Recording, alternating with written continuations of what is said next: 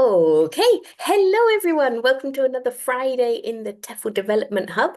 And this morning I'm joined by Dr. Lee Quoc, and we're going to be chatting about next generation learners, next generation education, which is really exciting. So thank you so much, Quoc, for joining us this morning. Thank you. Thank you for inviting me. Yeah, it's an honor. Yeah, I've been, following the page, your page long time ago, and very excited to be here with you and your, Deptful Development Hub, right, community. Okay. Well, I Yeah. mean, you run an amazing community as well because you're part of ProEd Solutions and Eduverse. So could you tell us a little bit about that before we get into Next Gen Learners? So Broad Education Solution is a kind of company. This is you see that the solution. So that is a consultancy company. So we provide solutions for schools and English centers and extra curriculum centers for them in terms of curriculum development, for example, teacher training, or even we do operations for them to make sure that they optimize the best resources they have and to provide the best outcome possible for their clients and their students. And Eduverse is we can say that initiative of ProEd to provide free PD or professional developments for teachers around the world. So we do have webinars, we do have newsletter like articles that you are, our one of our great contributors for these projects. And we put everything free for teachers. Make it, it's like, for example, the newsletter, it is readings. And we know that reading is not very interesting resources for teachers right these days with all the social media, but we try to make it short and make it practical for the teacher to use right away in their classroom when they finish reading the article. So those are something we are providing, hopefully to join hands in the equitable education, right, in the world. So altogether now we have about 4,000 followers. Um, and every webinars will have many people from different countries. At the last one, we have people from more than 50 countries to join. How Yeah, the cool. last August. So the next one will be in October. Fantastic. Yeah. And I mean, you mentioned the newsletter and having an international audience, but one thing that I love is that you hear from educators' voices from around the world. There's such a great variety in, I mean, obviously this newsletter on next gen education, but in all of your issues, you've always been sure to incorporate teachers' experiences from around the world, which is great. Yeah. I think this is one of our um kind of our purposes, right? What are the purposes that we create the newsletter? That is like a platform for teachers to have their voices. So you see that we not only invite, experts, we also invite, we say, the normal teachers, the one who are doing real teaching job in the classroom to have the voices. And whenever we have a special edition on a specific themes or topic, we will reach to people like teachers around the world asking them about the topic, and then we choose some to display in a newsletter for teachers to read. We want to gather the perspective from all over the world, not only from Vietnam, not only from Asia or Europe, right, but everywhere. So Mhm. yeah, nice that we can still do that, right? We can still have um support from people around the world, even though they're not get paid. They don't get paid for anything. Yeah. Well, I mean, I think one of the things that I've come to realize through doing the TEFL Development Hub is just how willing people are to share in ELT. I think it's a wonderful community. And yes, I do think that we should earn more in general terms, in terms of the profession, Right. but so Yeah. many fabulous people are willing to give up their time to share their knowledge, and I think that's great. So you mentioned kind of reaching out to teachers around the world, and for this most recent issue on next gen education, you had kind of four questions that you posed to teachers, and Mm. one of them was, how do you define a next gen learner, and what distinguishes them from previous generations? So what would be your answer to that question? What my answer is similar to the teacher's answers. Yeah.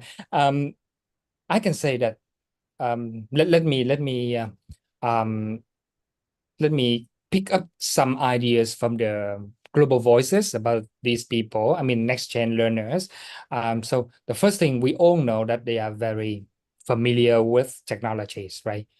And not only familiar with technologies, they are good at using those modern technologies um, to learn.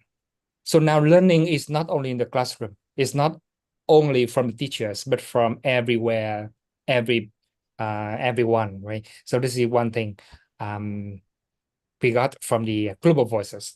And then they also have a global perspective compared with previous generations. So they have a global perspective. Now you can see that they always have a, I mean, they always know about things happening in the world, right? And they will have a voice for that, Mhm. right? Because now they can get it easily, not like before. What happened in, for example, what happened in Europe, Vietnam people like me would have know about it maybe 2 days after. But now everybody knows about everything. Yeah. And yeah, one more thing about next gen, that they are very collaborative and outgoing, because now you see that we have many social media platform, and we have WhatsApp, we have everything to get connected with all the people in the world. And also in education, many classroom, they have projects to connect with people with other schools around the world. So they are try to do a collaborative job together. Yep. Mhm. And the one last thing I like is about these learners, that they are very adaptable to new things. However, their ability, what I seem to see, their ability to overcome difficulties, adversities is quite low. Um, for these people, they it seems that they living in a very comfortable world, not like us before, right? Before, if we want to go to school, we had to do a lot of things. For example, I had to walk to school for 5 kilometers, Wow. walking every afternoon, under the Vietnamese sun. You see, this is a hot country. But now it's easy for them to do everything. So it seems that their ability to overcome those difficulties is not high. Yeah, Yeah, I've something that seen, uh, yeah, I've seen that a lot as well. A lot of teachers talking about the need to build resilience that's right. in Yeah. students so that yes, they've got an easy life, but then it does mean that when something happens that's outside of the ordinary for them, they find it very difficult to cope Mm. because they don't Yeah. have those coping skills, that resilience to deal with everyday issues. That also happens to, not only learners, but for people, the young people like Generation Z, Gen Z, right? Gen Z. Many of them, like I have, my wife working for a international, no, sorry, in the university, Cardiff University, and they hire new teachers every semester. But for some of the new teachers, the one who like fresh graduates, for example, they can get a job at an English center with that salary. But for working in university, even though they can learn more, they can experience more, and but they cannot, they won't get, a lower salary for that job, Hmm. right? And they just want, high salary, and also without a lot of responsibilities. So usually in Vietnam, in English center, you come to work, to teach, and then you go home. That's it. But if you work in a school like university, you have to do some other kind of admin and events and things like that. And they Hmm. don't want. They don't want that. Mm. Yeah, I mean, that's really interesting that we were chatting a while back. I was chatting to Jordan Putman, who's an academic manager who's kind of 10, 15 years younger than me, maybe, probably 10. And he was saying, similarly, like he notices that the younger generation, even kind of people his age, a lot of them want more immediate gratification. They want like micro credentials. I remember we were talking about that before as well. People want to do kind of short courses and get That's something right. Yeah. more immediately, and they're not so interested in that long-term Mm, development. Mm, yeah. They interesting. want something immediate. They want something easy, right? Mhm. They're not worried about the future, I think. Wait till they get to our age and start thinking about pensions. Yeah. Awesome. So going back to what you mentioned about technology, I mean, personally, I hate the term digital natives, but I think it is true that younger learners, younger generations, they have a lot more ability to use certain technologies more easily. Obviously, there are still lots of environments around the world that are where teachers are working in low resource classrooms. But for those teachers, well, whether they're working in low resource classes or high tech classes, do you think that they're using tech effectively with the learners? Yeah. So in this question, we will not talk about who has the condition to use it or not, right? But actually, from my observations, I do not have formal observation in the classroom like I did before. But when I look at some and also some video, some classroom observation via video, things like that. There's one thing I noticed that teacher, if they have a if they have opportunities, they use technology a lot, especially during the COVID, right? During the COVID, when they do online, they use it a lot, and now they get used to it, and they're used to using technologies. Some are done it, some are doing that very well. Sometimes for others, sometimes I feel that they are trying to use technologies as what I say is decorations in the classroom. Yep. Okay, my class or my lesson has tech has this tool, this program, software, things like that. However, they need to think about the effectiveness, right? Of the tech tool they use in class. Um, this brings me back to about 10 years ago when I did a lot of observation. It's not about technology, but when we teach English, my background is also English teaching, right? So when we teach English, we try to use a lot of activities in class. And so that the student can, become interesting in, in learning English. Sometimes I had to talk to tell my teacher, the one who I observed, try not to make your class or your lesson as a game show. Mhm. Because too many activities, too many games, and sometimes students need, a silence to observe what they learn. So the same happen for technologies. So if we Mhm. use too much technologies, or if we use technology ineffectively, so I think it's something teacher need to pay attention when they do this. Yeah, I wrote about this. I wrote about this one in one of the Eduverse newsletter. Um, like moving beyond decorations in the classroom about Yeah. that. Yeah, tech Yeah. tools. Yeah, I mean, you're absolutely right. I think we're moving past that stage of ed tech for ed tech's sake. Mm. And a lot of teachers now are considering much more the pedagogical value of the tools that they're using. But as you say, it was exactly the same when we think about using games in the classroom. Like, are they actually benefiting the learners, or are they just there for kind of decoration and filler? Yeah.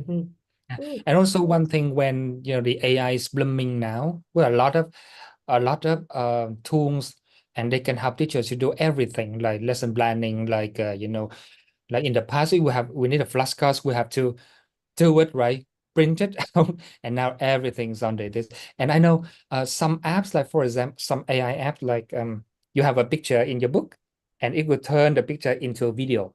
like a cartoon. Yeah, so that is good. That is good for teacher to use it, very effective. But for some other situations, they misuse or abuse AI. Hmm. Yeah. It's not necessary to use AI in class at that time. For example, they need only a flashcard and already the picture in the book. Why do they have to ask AI to create a flashcard, a different flashcard for them to use? And the photo they make or the image they made with the image in the picture, sorry, in the book, is not the same. And then it confused students when they learn the vocabulary. Right. Yeah. So yeah, that is something teachers needs to pay attention when using tech or AI in the classroom. Hmm. I Yeah. mean, one thing that I found out yesterday, there was a post from the British Council saying that, for example, if teachers are using Chat GPT in their lessons, if they're asking the learners to use it, learners under 13 shouldn't use it. It's the same as Mm, with any other kind of social media or things like that. But apparently, if your learners are aged between 13 and 18, you need to get the parents' permission for them mm. to be using like AI tools in the classroom. So I don't know whether many teachers will be, but something to Yeah, bear in mind. yeah. But I think last week I read on newspaper that some school, most schools in France, they limit the use of cell phones in the Mm. classroom. Yeah, especially for primary school. Mm-hmm. And this morning in Vietnam, two schools in Ho Chi Minh City where I live here, they already started doing so. That is, when students come to school, they have to give the cell phone to their teachers, and then they get back when they finish. And one school, they has two kind of, two yards. One is for like motorbike biking, parking, sorry, motorbike parking, and the other will be the yard for students to get around to do something. So they say that they can only use the cell phone in the by parking yard, not Mm-hmm. in not in the other yard. So I think Mm-hmm. that is good. However, the school in Ho Chi Minh City I just mentioned, they allow teacher to have students use cell phone during some activities, not Mm. all, but some. Yeah. So after the activities, they have to get all the cell phones back. Yeah, I mean, I think that's definitely it. I think it's not about kind of a blanket wide Mhm. ban, because there are a lot of ways that we can use tech and that learners can be using their tech in a very effective way. So yeah, I'm much more of a fan of the no cell phones unless the teacher says so. I think that's a Mm. good middle Yeah. ground. Hmm. You cannot, yeah, you say not black and white ban. We need to balance the use. Yeah. Hmm. So we've talked a little bit about kind of digital literacy. Mm. What do you think are the other key themes for teachers of next gen learners? Yeah, this question bring me back to one of the interview that we did in the last Eduverse newsletter with Devin Cabaret. He has a book. He wrote a book. Um, what's the title? The future will not be taught. Yeah, the future will not be taught. And you know what? This book, he I think I haven't have enough time to read the whole book, but I read some parts. So I read some part of the book, and he kind of described what his school is doing Mhm. for the students. And one chapter is about, you know, the being teachers becoming a learning guide, right? So it I had some permission from him to, you know, reproduce that part in the newsletter. And what I like best in that is that the teacher needs to be teacher need to learn how to become a not a knowledge provider, but a guide to coach the student to see to have them see their own potential, and they can get to the purpose or the outcome they want, the target they want. Mhm. For example, I don't remember exactly what example in the chapter, but things like if students cannot do that exercise, teachers will not help them to do it. but teacher will ask them so that they can see what the weak points is and what strong point is, and then how to do the exercise from their weak points and from their strong points. Yeah. Mm. So I think for teachers now, becoming a source of motivation is more important than a source of knowledge. I think that the roles of teacher being a source of knowledge is now very limited, as students will have their cell phone as a teacher, right? Then they have a cell phone as a teacher, a ChatGPT as a teacher. So they need to change. I mean, the teacher needs to change. So if you ask me, what they what key themes, right, for teachers to teach next gen learner. So I like to say that they need to learn some kind of interpersonal skills, building relationship skills, right? Coaching, mentoring, motivation, creating skills, something like that. I mean, all about personal skills, because technical skills will be done by machine in the future, I think. Yeah. Mm, I love that source of motivation, not source of knowledge. I think that's such a powerful statement. And I think it's so true as well. Not even just in the last 10 years have we moved away from this idea of the teacher being the fountain of all knowledge and Mhm. the learners as this empty vase that needs filling with knowledge. So that's certainly not something new because of AI or anything. Um, but yeah, definitely in terms of the need to motivate Mm. people to take their education further when perhaps they can't see the value of it. I can look up everything that I need on the internet. Why do I need to study this? That's I right. can I can use Google Translate. Why do I need to learn a language? And so yeah, encouraging that love of education, I think, is going to be key. Fantastic. And how do you see, or do you see the relationship between teachers and next gen learners being any different to that relationship in previous years? Yeah. If we say like about 20 years ago, right, or 10 years ago, in my culture, in Vietnamese culture, um, teacher is somebody who we, even higher in ranking than your parents. And even now, for example, my daughter, she will obey her teachers than her parents, right? So that happened in the past. But now, I think students, they know their rights, right?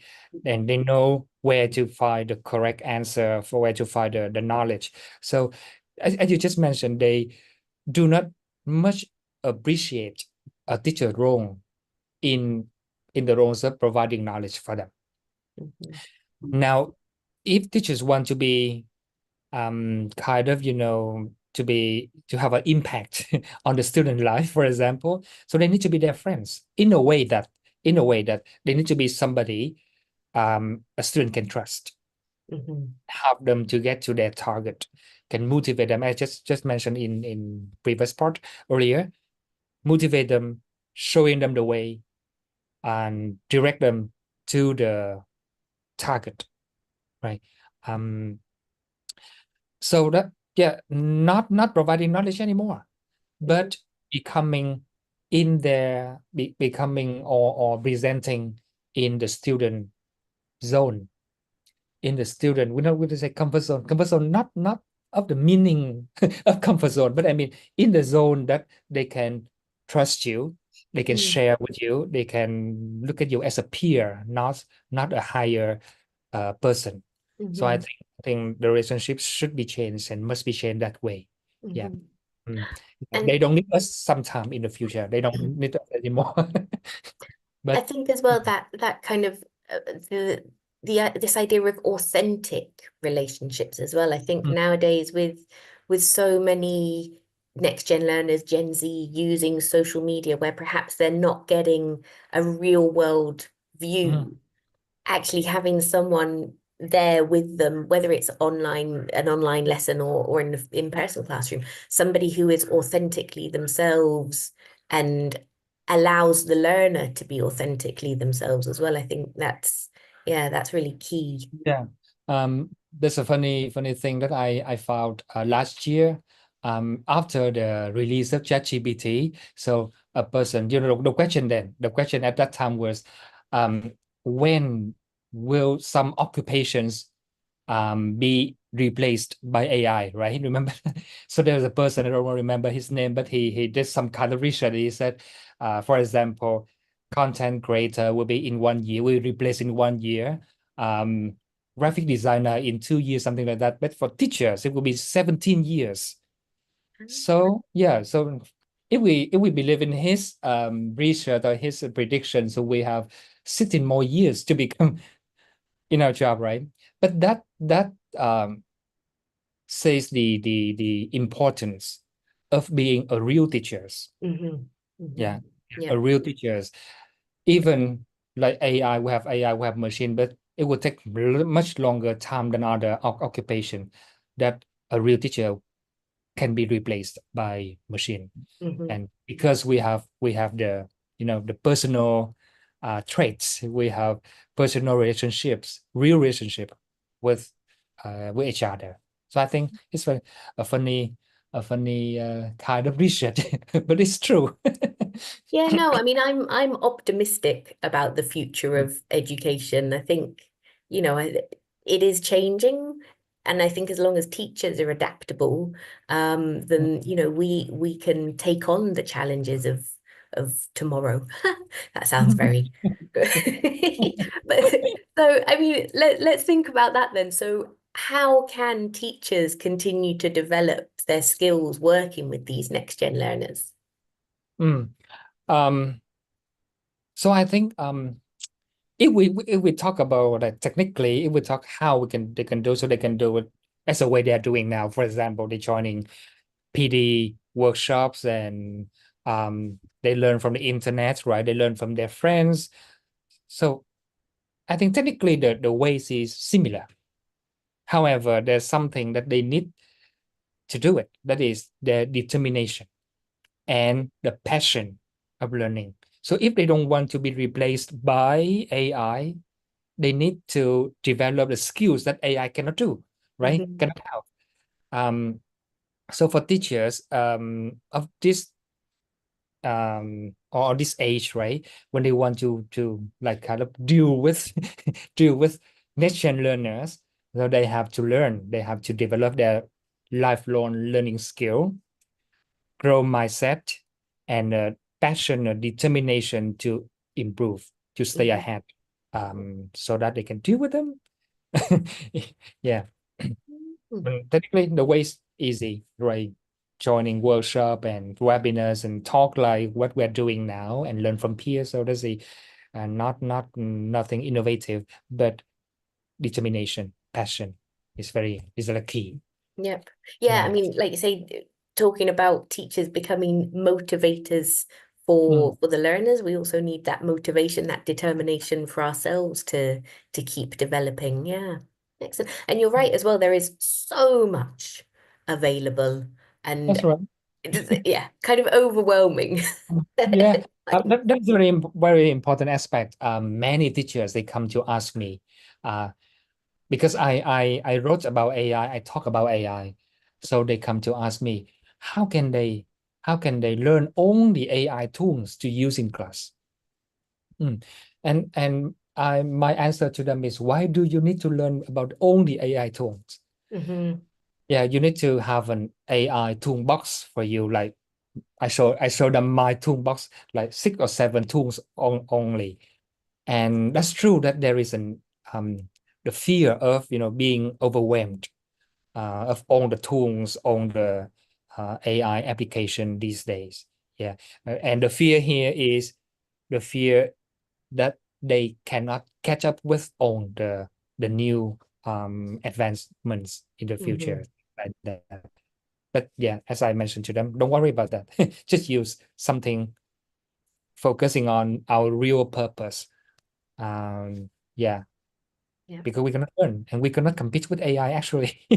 No, no. And I mean, you've mentioned kind of AI as part of professional development, as part of lesson planning. One area that we haven't talked about is AI in assessment, both in Hmm. terms of making life easier for the teachers, but then also these concerns of whether the learners are using it and not generating their own content.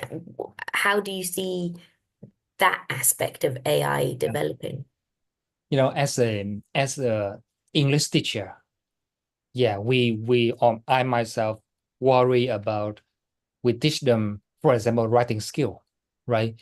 Traditionally, we teach them how to write a paragraph with the openings, with the topic sentence, with only things like that.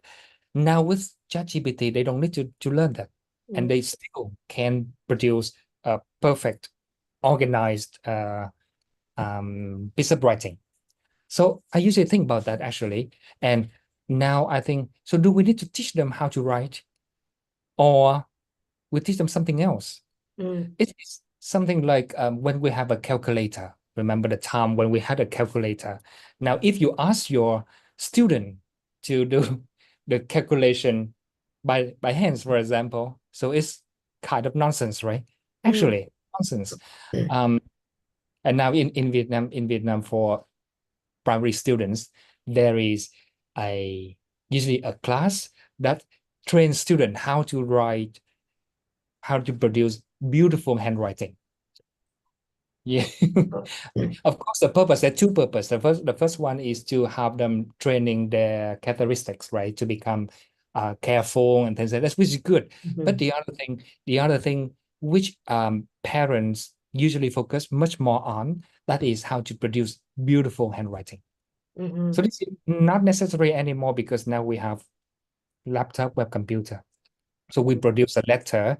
For example, you want to write a letter or an email, we don't need to write down beautiful handwriting, right? So it is very kind of for assessment, back to assessment, I think we need to change what we want to assess, what purpose. And that's also not only about assessment, it's also about the curriculum, about the learning outcomes that we want to put in the curriculum.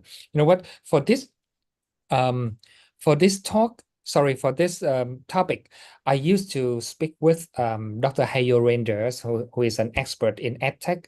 I don't know if you know him, but he's DSON professor too, an edtech too, and he said a sentence which I think very, very inspiring. So it's crucial not to fall into the trap of valuing what we measure rather than measuring what we value.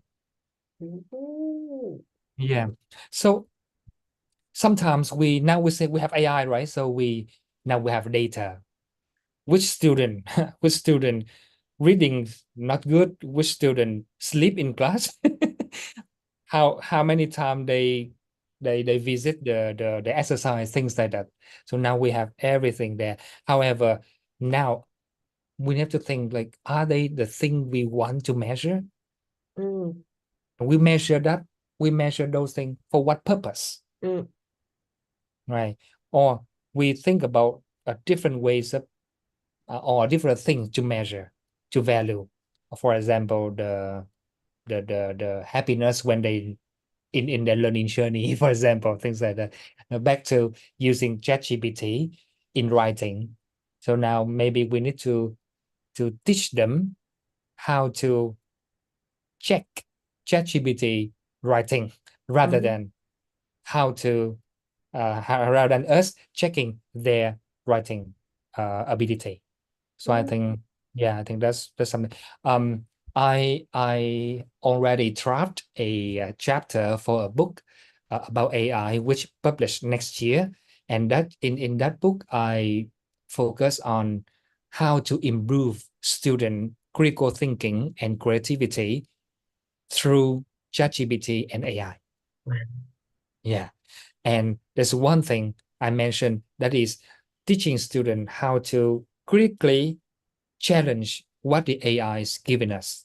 mhm, Yeah. Rather than just accepting everything. So maybe that's something we need to mention about assessment, or about changing in assessment. Yeah, that's a question is always asked whenever I talk about AI. True, it's true.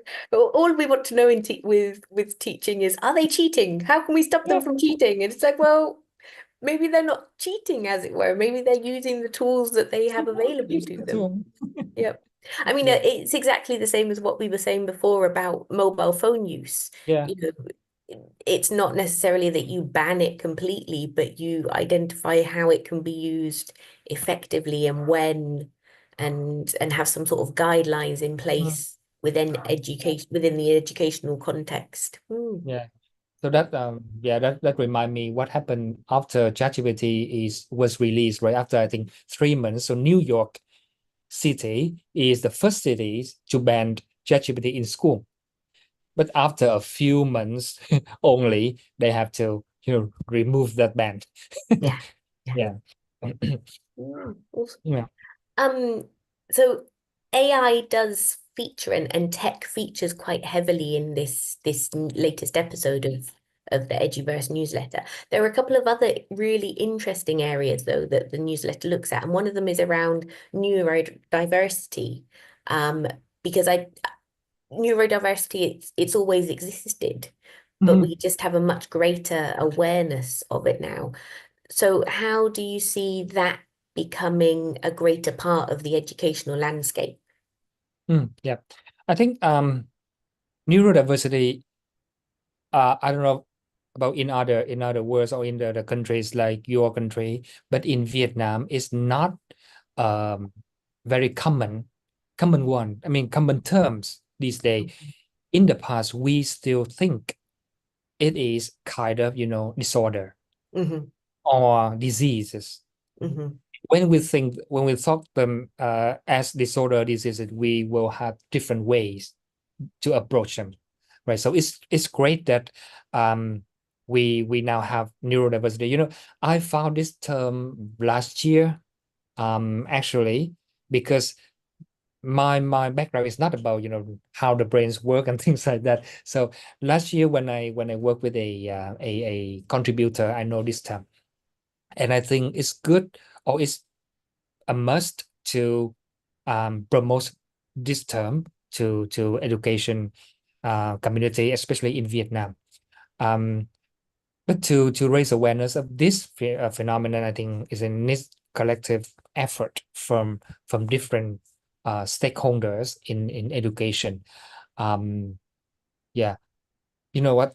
Until last year, 2 years ago, many teachers in Vietnam, yeah, as at least for who I know, they can still label a student as autism or things like that, Hmm. right? And when they label them that way, so they would try to separate them in a corner so that he cannot disturb the Hmm. others. Yeah. So when we know that this is just a kind of how brain works, right? A different ways of how the brain works, and we know that they can learn better at some aspect. So then we can promote them. So I think this is very, very good to have kind of neurodiversity. Back to your question, like how we promote them, right?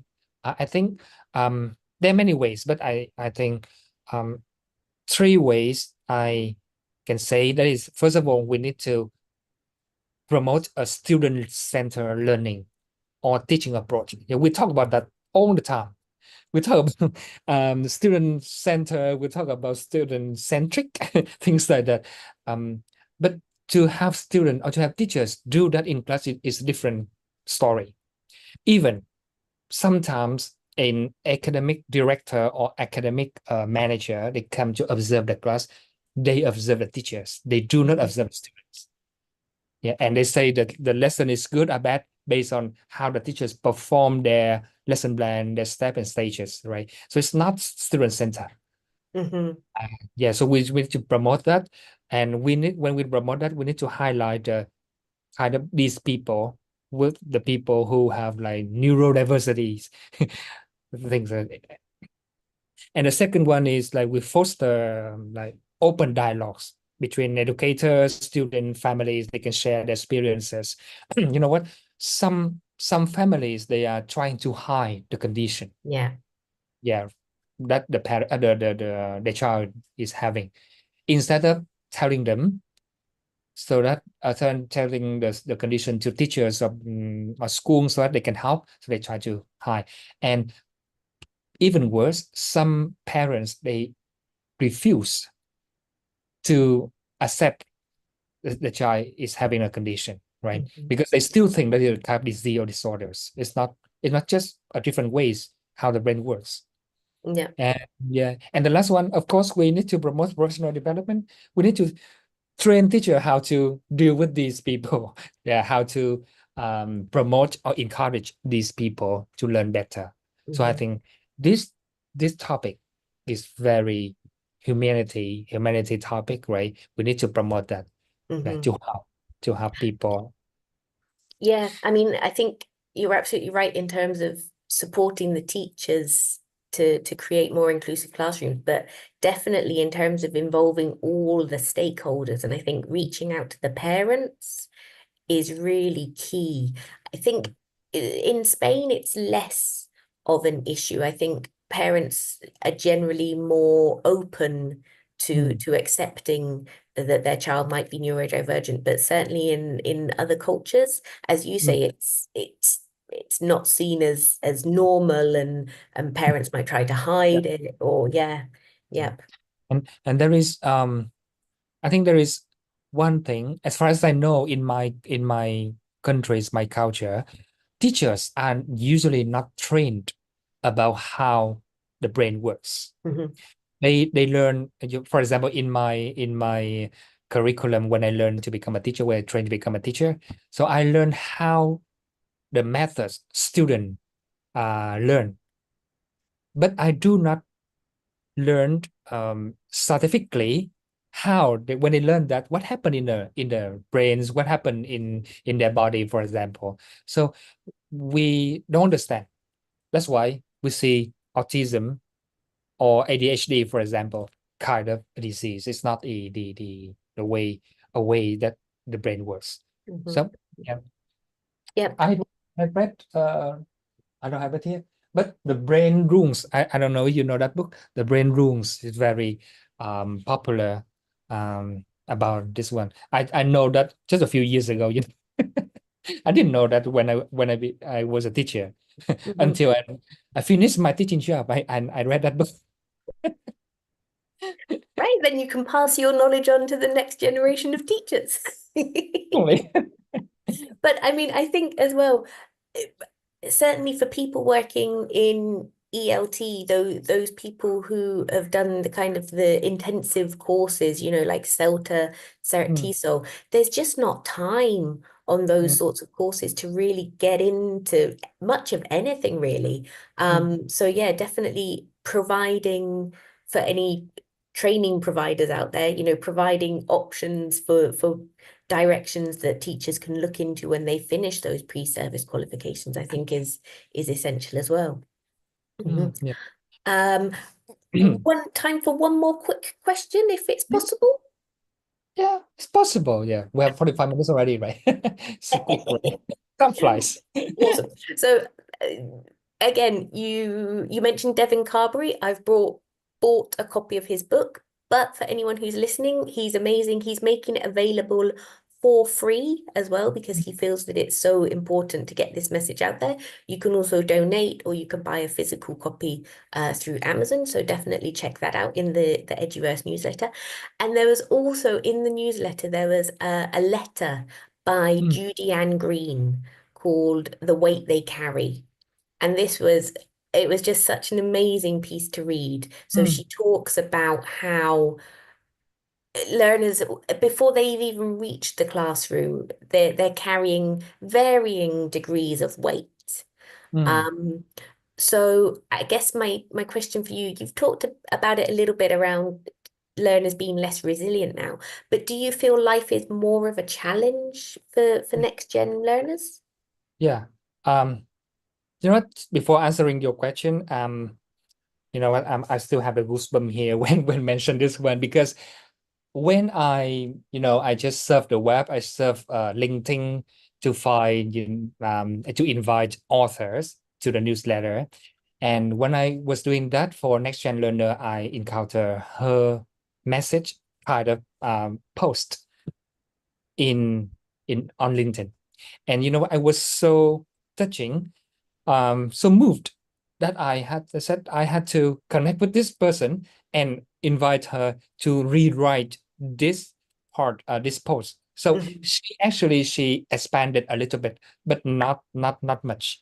So you see that is one of the shortest article in the newsletter, because uh she I agree that she should just keep that as it is, so that it can keep the original message, original emotions when you Mhm. read that. So I invited her, and she produced that one. And it was not, of course, it was not, it's just a post, but our designing team and our editorial team thought that if we made it as a letter from June Ann, sorry, to the teachers, it can create a little more impact, right, Mhm. on the readers. So that's how it it's how it became. When I read that, yeah, was very emotional, because that happened in Vietnam a lot, especially during the COVID. Mhm. During the, yeah, and now when you ask me, I can imagine they suffer more than what we had in the past. For example, their parents are working harder, spending more time on their work rather than for on their child, right? So that is something they are carrying. Now they have cell phone, they have social media, they have friends everywhere. But actually, some research said that those things create more stress for users and Mhm. let for them, rather than people who just going in the park and having a walk in the park and something like that. So they are caring more. And for underdeveloping countries, I think they have to do something else to gain their life, to earn money before to they enter the classroom. Mhm. Uh, so I think, yeah, if you ask me which one, I'm not sure, but of course, most of them can have or is carrying a weight, maybe uh high quality weight or a low quality weight, but they're carrying some weight. But Yeah. the teacher, you understand that as teacher, as educators. Yep. I Mm, mean, what that seems to be kind of the key theme that we're coming back to through this chat is just about those interpersonal relationships, the mm, importance of rapport, the importance of understanding. Um, so yeah. yeah, from people to people, right? Not from machine, not from machine. Yeah. Mhm. So don't worry, our chap still there. For at least another 16 years, it seems. Yes. Fantastic. Well, I mean, look, thank you so much for taking the time to chat to us this morning. If for anyone that hasn't read it yet, the Eduverse newsletter, it's got some incredible content. And even if you don't read everything, do take a look at Judy Ann Green's letter, because I mean, I got goosebumps again when I mentioned it, and you said the same. It's such a wonderful piece of writing. Um, we haven't had any questions come in. Eugene says she agreed with us at some point, so that's fantastic. Thank you. If you've got any questions, do feel free to drop them on the chat or feel free to post in the group. And again, Wook, thank you so much for taking the time this morning. Thank you. And yeah, very nice. Have a nice chat with you. Yeah, it's afternoon here. Now I have to pick up my next gen learner, my daughter. Okay. Fantastic. Yeah. Awesome. I'll see you later.